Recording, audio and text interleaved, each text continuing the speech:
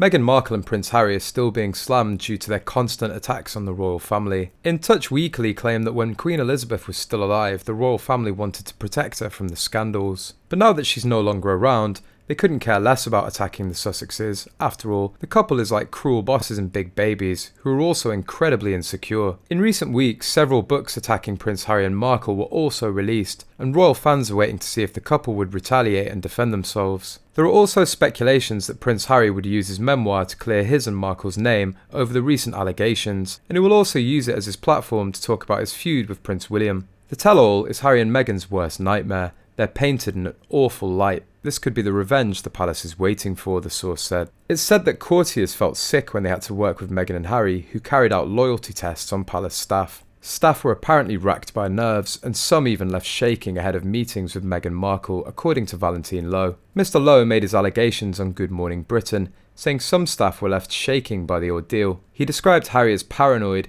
and used the tests to find out if aides were still fighting for him. Mr. Lowe also claimed that former aides had created what they called the Sussex Survivors Club.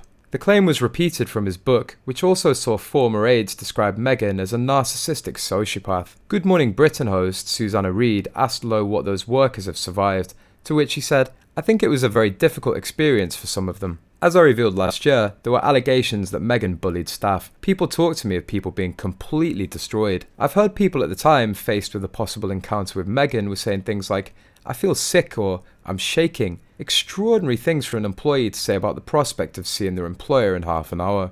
Discussing the Sussexes' move to the States during Megxit, he did however add that some courtiers had a part to play in how badly wrong it all went. There is a way in which the courtiers are to blame, so the people around them were doing their best. These were people who believed in Harry and Meghan and wanted to help. But there were signs early on in the first year or so of their marriage of how unhappy Harry and Meghan were. And no one really did anything about that. No one picked it up, no one flagged it, and there were no discussions with the most senior courtiers in the institution. Meanwhile, royal watcher Duncan Larcombe thinks that Harry, who manages to look as if he has a lemon tree in his mouth, has not been able to achieve his dream of one day being normal. Harry and his wife Meghan threw down the gauntlet in 2020 when they threw away their tiaras and moved to the US. Has Megxit led to the life they dreamed of?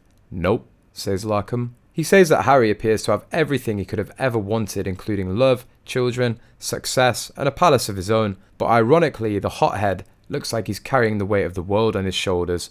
And whose fault is that? Larcombe wrote, "Prince Harry the inside story.